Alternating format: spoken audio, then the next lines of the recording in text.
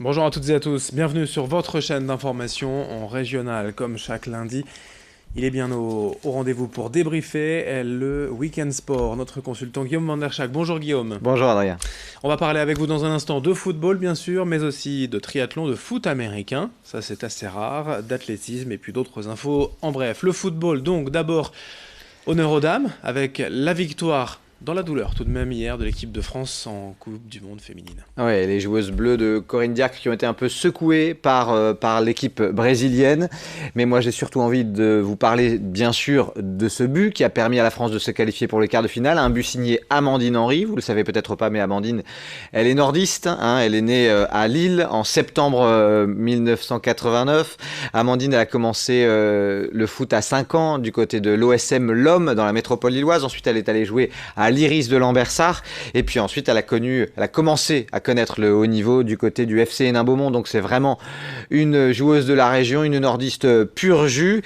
Et puis ensuite, elle est partie du côté de Lyon où elle a tout connu, tout gagné presque. Elle a été championne de France. Elle a même gagné avec l'équipe lyonnaise la Ligue des Champions. Et vraiment, c'est elle qui nous sauve parce qu'on peut le dire, l'équipe de France a été chahutée par une équipe brésilienne qui était revancharde, qui avait vraiment envie d'aller chercher ce ticket pour l'écart. Et donc, heureusement, en prolongation, c'est Amandine Henry d'un but rageur qui a permis aux Françaises de se qualifier pour le tour d'après. Et le tour d'après, justement, ce sera vendredi, un quart de finale face à l'Espagne ou face aux États-Unis. On va rappeler que les Américaines sont championnes du monde en titre. Ce sera à 21h et ce sera à Paris. Alors le Brésil, chez les garçons, c'est souvent l'un des favoris. Chez les filles, là, c'était un peu moins le cas quand même. Les Américaines, en revanche, là, c'est un gros morceau pour les Françaises. Ouais, on peut le dire, c'est vraiment le pire des quarts de finale, puisque les Espagnols ont montré de très belles choses durant les matchs de poule, et l'équipe américaine a un titre à défendre, donc ce sera vraiment très dur.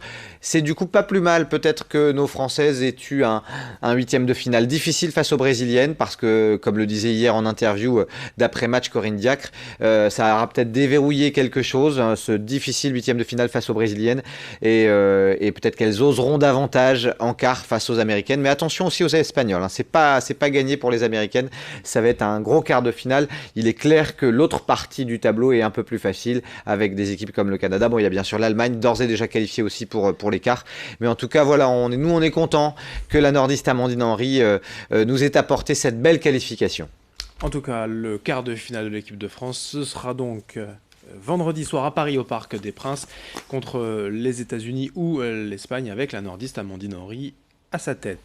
On parle maintenant d'une équipe nordiste, le LOSC. Quoi de neuf du côté de Luchin? Alors, qui dit LOSC, on a forcément envie de parler de Nicolas Pepe, la pépite lilloise.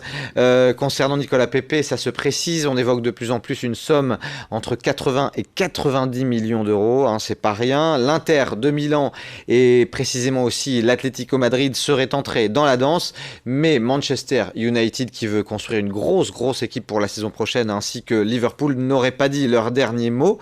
À noter aussi qu'il y a deux joueurs qui vont faire un retour sous les couleurs lilloises. Yacine Benzia de retour d'un club turc, il avait été prêté à Fenerbahçe, et puis Edgar Yeh, lui aussi de retour de Nantes. Et il y a fort à parier que du côté des dirigeants lillois, on essaie de garder le défenseur central parce que forcément la défense lilloise sera démunie suite à ce mercato estival. Quelques infos en Ligue 2 chez les Lensois et Valenciennois? Oui, notamment du côté du RC Lens. Vous dire que alors du côté du Racing, on est déjà bien avancé au niveau du recrutement, mais on espère fortement pouvoir prolonger Gilet, au moins d'un an, voire d'une année en bonus si le RC Lens remontait en Ligue 1 à l'issue de la saison prochaine. L'international belge qui est vraiment sur les tablettes de Philippe Montagnier. Philippe Montagnier et les dirigeants lensois qui cherchent toujours un latéral gauche parce que c'est dans ce secteur-là que le Racing n'est pas encore opérationnel. Et chez Valenciennes?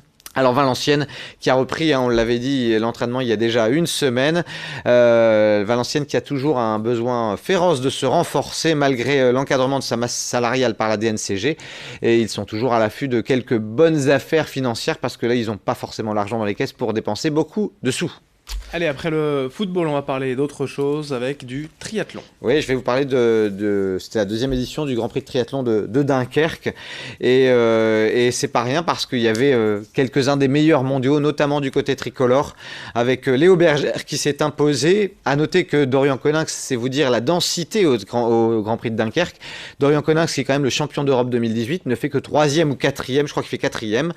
Par équipe, le triathlon club de Liévin termine à la 4e place, loin derrière les meilleurs. À noter que chez les filles, là aussi, les deux meilleures françaises étaient au rendez-vous, Cassandre Beaugrand et Léonie Perriot, sachant que ces deux françaises jouent les premiers rôles sur le tour international. Donc c'est vraiment une bonne nouvelle pour le Grand Prix de Dunkerque qui a pu réunir un très très beau plateau.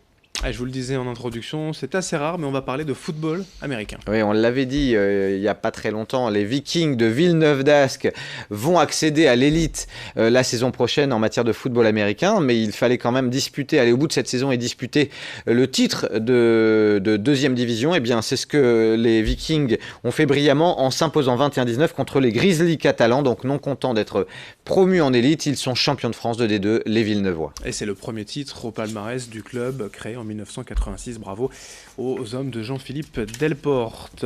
On parle aussi d'un petit peu d'athlétisme. Oui, avec Jimmy Gressier, on le sait, c'est le coureur boulonnais est vraiment un espoir de l'athlétisme mondial.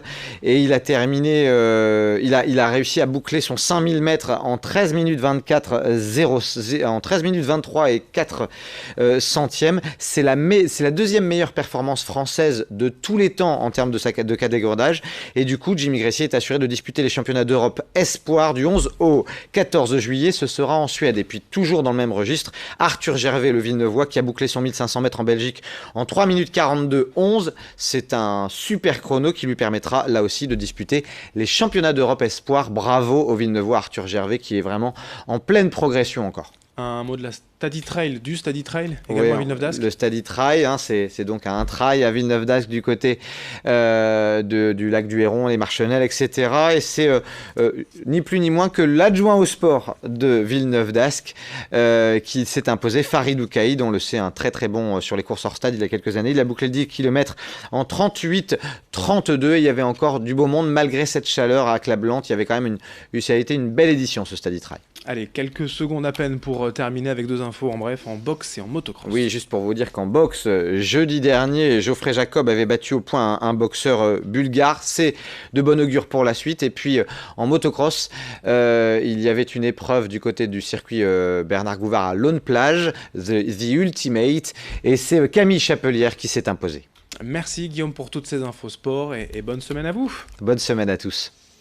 Merci de votre fidélité. À suivre dans un instant d'autres infos.